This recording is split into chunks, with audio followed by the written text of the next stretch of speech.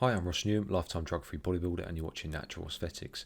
In this video, I'm going to talk about training intensity, why you should be training harder, and how you can manipulate training intensity to improve your effectiveness in the gym. Before I start, if I could ask you to subscribe to the YouTube channel if you haven't done so already to see more true natural bodybuilding content. If you enjoyed the video, then give it a thumbs up, and any questions you've got, then leave them in the comment section below. Also, check out my Instagram page. The link is in the description box. Okay, so training intensity is very, very important, and a very important variable to keep track of and to manipulate. So how do you keep track of intensity? Well, there are two main ways. One is RPE, rate of perceived exertion, and the other is reps left in reserve. How many reps have you got left before you reach failure?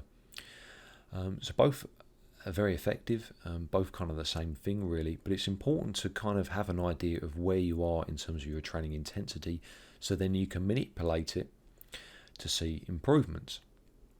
So I often see in the gym, unfortunately, people just don't train hard enough. You know, they'll use a weight that they could do for maybe 20 to 25 reps, one all-out set, but they'll be doing, multiple sets of 10 to 12, maybe 15 reps. It's just not hard enough. It's not going to cut it. You're leaving gains on the table.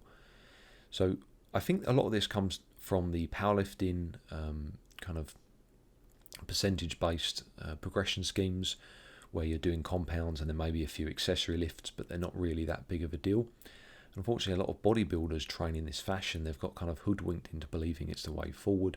And while, yes, progressive overload is very important as a natural, your main focus really is to become stronger, utilize larger loads and do more work at those loads. You still got to train really, really intense, and you've got to spend time, eking out those ball-busting sets where you're pretty close to failure, at failure, or even in some cases going beyond failure. And I think this adds a certain quality to the muscle.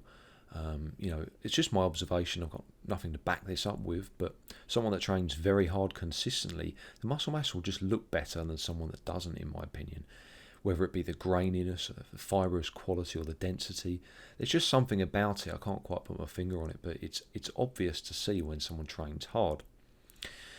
And I think it's something that you really have to keep tabs on, and you can manipulate going forward. So here's an example of how you would do that. So the first week, you would steer well clear of failure, leaving maybe 2 or 3 reps in the bag, and that would equate to roughly 7 RPE or so. And then you'd go a little bit further on the next week, so maybe try and eke out another rep, get closer to that 10 rep max that you've already set. And then on week 3, you'd hit that kind of one set to failure. So you might, in that time, have become stronger. So maybe you could do more than 10, maybe 11 or 12 reps. But you do that one set to failure. So on the next rep, you would not be able to achieve that rep. There's no way on earth that you'd be able to get it. Or you can actually try to do it, and you're probably going to get stuck on at some point during the range of motion. So it's a 10 out of 10.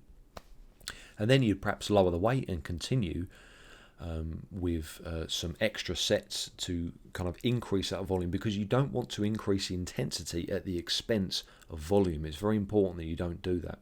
So you have to have the filler sets to kind of bulk up the total amount of workload you're doing. But the first set is very, very important for progressive overload and continuing to place more and more stimulus on the body. And then the 4th week, you would use advanced techniques, maybe rest, pause, drop sets, or forced reps with a training partner, or partials perhaps, to continue that intensity past the point of failure. So you might then push that set up to 12 to 18 reps perhaps. So the intensity is massively higher than it was in the weeks prior. And this will, provide a really good stimulus for building new muscle. And then, of course, you fill it out again with a couple more sets at the lighter loads. So it's a very simple yet effective way of manipulating your intensity, especially if you're not used to training that hard. I think it's a nice way to kind of ease into it. So you could do that and then reset and just keep running the same kind of 4-week protocol.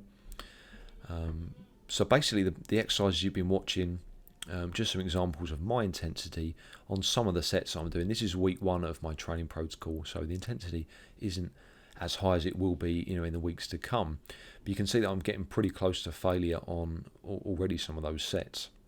With each exercise, the goal is different in terms of what I'm trying to accomplish, the rep range, protocol, etc., but the intensity remains the same. I'm pretty close to failure on all of the sets that I'm doing. It's unfortunate but true. A lot of people don't actually get past the intensity that I would reach on some of my warm-up sets. You're just leaving so much on the table.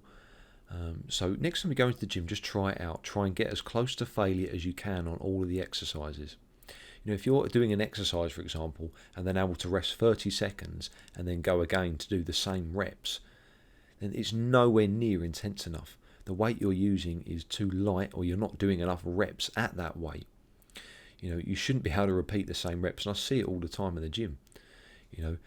Slow down your training, really focus on intensity of each set and get as close to failure as you can. See how you feel in the next few days, and I guarantee you'll be really, really sore, and that will motivate you to continue to train like that. So I hope you enjoyed the video, guys. If you did, then please give it a thumbs up, subscribe to see more, and stay strong.